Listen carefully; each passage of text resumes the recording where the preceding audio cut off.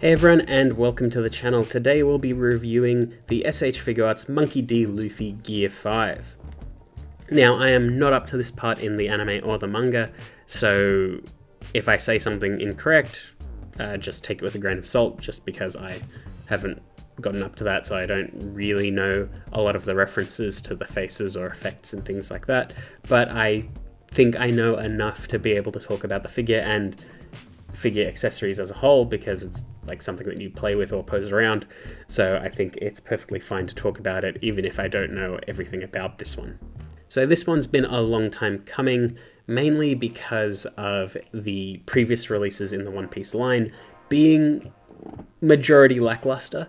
The base Luffy was good, but lacking in accessories that really made him Luffy, like you couldn't take his hat off and rest it around his neck. He didn't have any extended arms, he didn't have any exaggerated effects, and he didn't have his classic Luffy smile. Now that smile was added as a sort of DLC bonus with the Yamato figure, and seemingly a lot of the other elements will be rectified in this release and potentially in future releases of other characters or other designs of Luffy. So getting straight into it, here is the Gear 5 Luffy out of the box, so you can see what he comes with. So we've got the figure itself, we've got 5 faces for this figure, as well as an alternate head sculpt for the base form Luffy. We've got a lightning bolt effect part, a base, as well as 2 elongated arms. And so it looks like a pretty decent lineup of accessories. This is a general release figure, so even better, especially since a lot of the One Piece figures up until now have kind of been lacking in terms of accessories, not counting Sanji. But even then, Sanji had accessories he should have had, as well as was lacking ones he really needed, but that was still a good release. Anyway, taken out of the box, here is Gear 5 Luffy, and he looks quite good. There is a nice little mix between clear and solid plastics to give a unique effect and aesthetic look to this figure. As far as I know, I think they've captured the likeness of Gear 5 Luffy quite well, with the clean white outfit, the purple sash, the flowing white hair, as well as the cloud-like raiment around his shoulders and back. And one of the best things is that he has the straw hat hanging around his neck.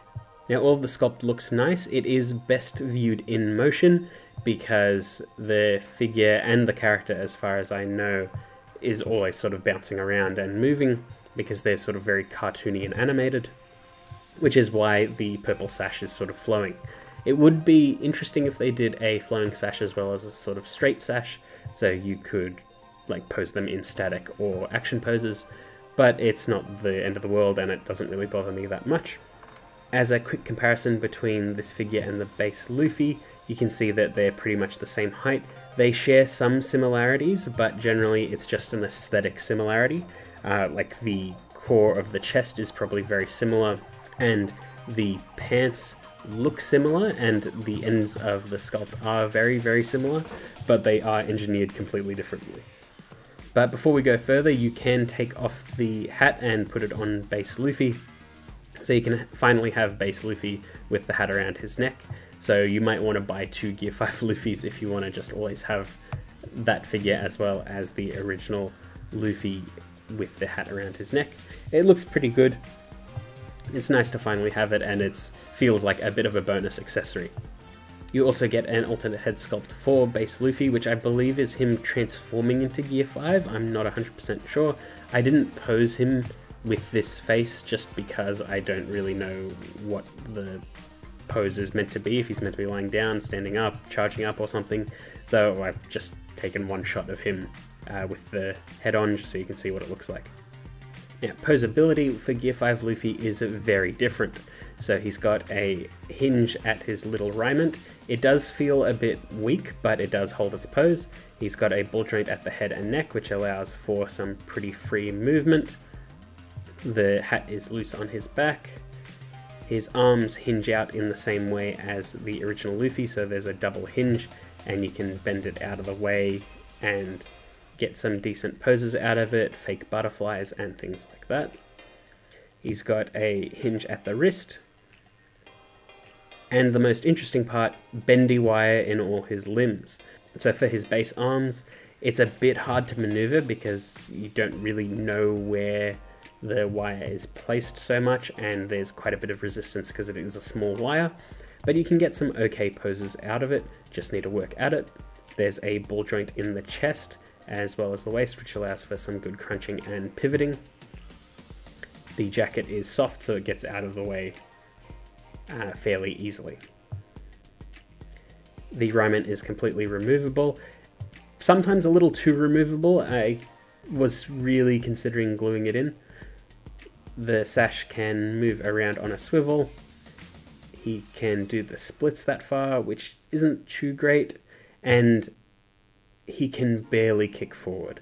It's enough, but like forward and back, you don't get much out of this figure. The base Luffy got more, and it's a bit annoying. The little cuffs at the back of his pants are the same as the original Luffy, although this time they move, they're not solid in place.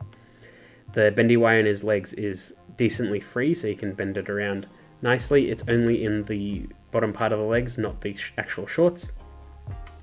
And his foot can pivot and bend. There is no toe bend, but there is a thigh swivel. And with that posability, you can get him into some pretty good poses, but with the arms, you really need to work at it. You need to be careful how you balance it out. And generally, it was pretty good, but the long arms are where the figure really shines because the wire is much longer and much easier to bend around and play with.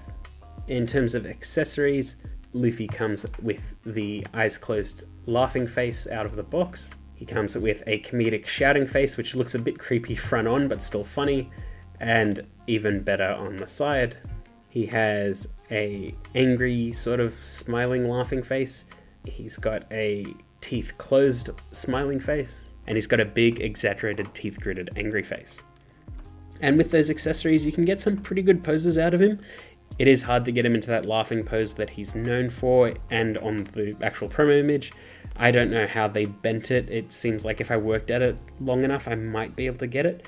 And the running pose silhouette is also very hard to get because his legs just don't bend forward or back enough.